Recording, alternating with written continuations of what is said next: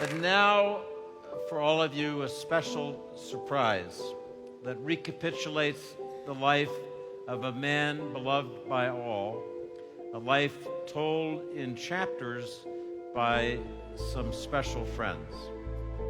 From Tabriz, Iran, to New York City, a poor boy yearning for knowledge, a wandering Armenian who ended up on the society pages of the New York Times. This is the life it has been my privilege to lead. Now, as I sit in my office under a portrait of Andrew Carnegie, I am given to reflecting on the long voyage that brought me here.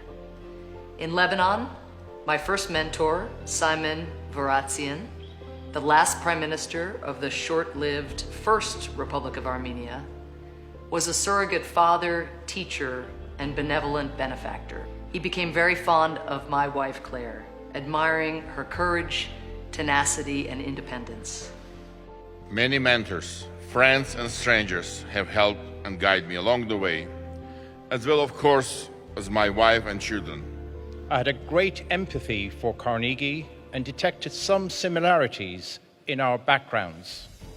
We were both boys from poor families. We both knew in our hearts, in our bones, that education would save us and direct us. That, in fact, education is the key to a better life for everyone, no matter who they are or where they are born.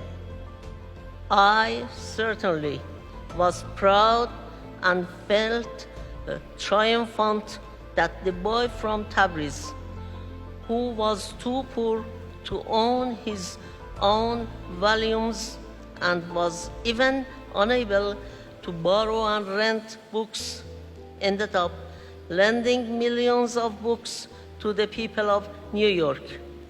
A book to me is still one of the most extraordinary creation of man because it is a gift of knowledge.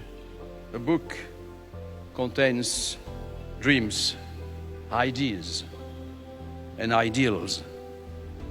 It contains notion about reality and utopia, about revolutions, and clue about life and freedom and happiness.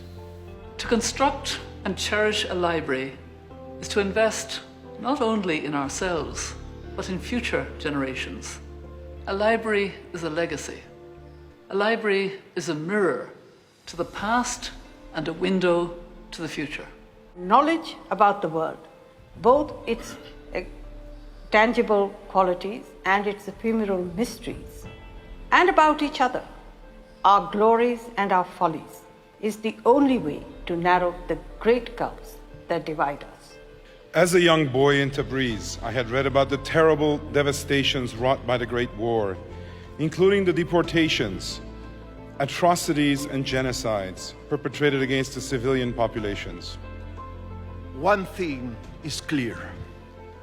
Peace will be rooted in understanding how the differences between us, between states, between peoples and nations cause conflict, and in finding ways to managing those differences instead of letting them explode into hostilities.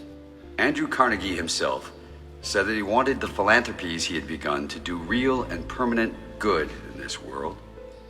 I had no money, so I've learned through Carnegie's legacy what is possible to do with money. Give it away. In much the same way I had learned earlier how a boy who had no books could grow up to be a man dedicated to using the resources of many to provide books for millions. And now, with great emotion from all of us, I want to invite our cherished friend and mentor, Vardhan Grigoryan, to the stage.